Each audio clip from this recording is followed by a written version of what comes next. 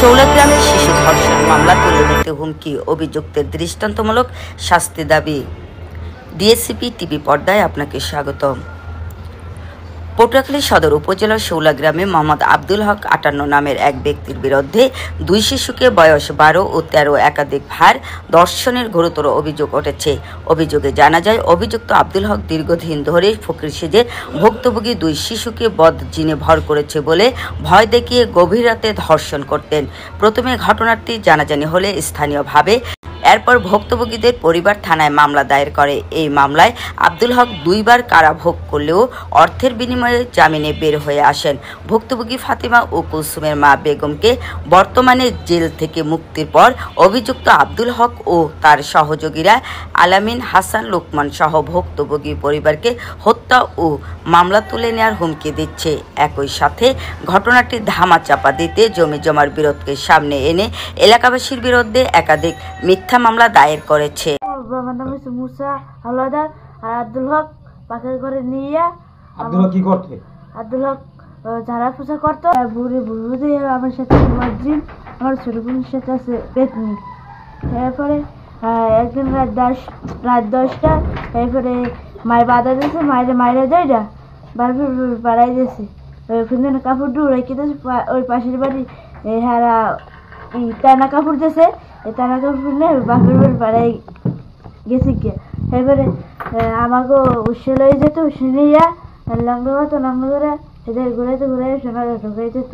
অনেকবার গেছে। আর আব্বাই আর বউ পান খেতে করে বিয়া। আর আব্বাই ধান লইয়া দুয়ারের সামনে বই থাকতো। এই যে মানুষের লোক যাবো যে নদীতে ভাসাই দিব। অনেক আমাকে ভয় দেওয়া হয়েছে। ভয় দেওয়ার পর কেলোকে আমরা বলিনি, বাইরে ইয়া এরপরে সিনেমিনে লই যাবে কেস উড়াইতে কয়। আমরা যে কেস করছি তাহলে গিয়া এই কেস উড়িয়ে হয়। এবার আমাকে ভয় দেওয়া শোনে। আমার নাম ফাতিমা। হ্যাঁ, নাম লোক আমাকে বাসায় ছিল, আইসল। এবার ওষে নিয়ে ঝাড়পুছ করতো, এরপরে ওষে নিয়ে ঝাড় পড়তো, এরপর ল্যাংডা করিয়া এরপরে মলন আছে না, মলন দিয়ে যা আমার তখন ঘুরাইয়া জামা উস্কুইয়া তার উপর শুয়ে সোনা ঢুকাই দিত, দুধ দিয়ে চাপ মারতো। উড়াইতে কয় ততে কিছু কেস না উড়ে তোমার মাইয়া পড়া চিনিয়ে নারী জবদিন নিয়ে এর ভয়টা এইতে আছে। আমার শাশুড়ির আমার স্বামীরা অনেক দূরে সরাই রাখছে স্যার। কোনো হেনগনে অনেক দূরে সরাই আগো বাইটা দূরে সরাই রেখে আর কাবাই খেতে আছে স্যার। আমার নাম বেগম, স্বামীর নাম মুসা হাওলাদার। আর আব্দুল হক আমার মামা হল।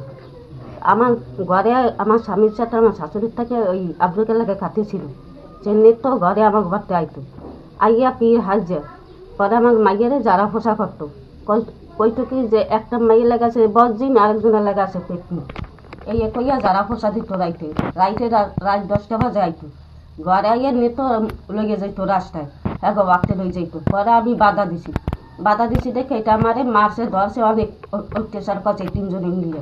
মাঝে আমার ঘরে বনে নামাই দিয়ে আমার পিন্ধনের যে কাপড় ছিল মোর শাশুড়ি খুলিয়া রাখতে দিছে।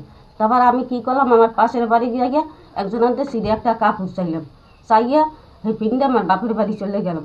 হয়ে যাওয়ার পর আমি থাকতে বললে আমার এই কারণে নামাইছে যে আমি থাকলে আমার মেয়েরা ইয়ে করতে পারবে। ও চাইনি এই দংশন করতো।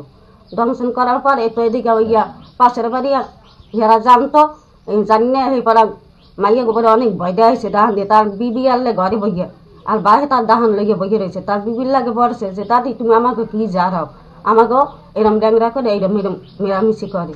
তো বিবি কছে যে আব্দুল হক তোর দাদা হয়, অতে কিছু হয় না, তোকে জায়গা জমি বাড়ি করে দেয়, সেইতে কিছু হয় না। এইয়া মানের লাগে কবি না, মানের লাগে যদি কও তাহলে তোমার বাইরে কইছে এই কথা, মানের লাগে যদি কও তাহলে তোমাকে জব দিয়ে নদীতে ভাসাই দিই।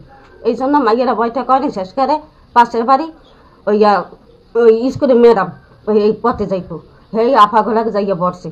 এই বর্ষে পরে এই পথে এই ধরা ফোড়া পড়লো। এই পরে যে আব্দুল কালাম মামলা হইলো, জেল খাটলো। জেল এখন এবারে 1 ফিট বলে 2 ফিট বাই দিছে। বাইরে আমাকে হুমকি দিতে আসে স্যার। এই মেয়েরা মানুষ আসে পরে স্যার রাস্তায় উঠতে পারে না, তার নিয়ে সিনিয়া করে লইয়া যাইবে। আবার গাঙ্গে উঠতে পারে না, আবার ঘরে কোনো তাইনে নিতে চাই স্যার।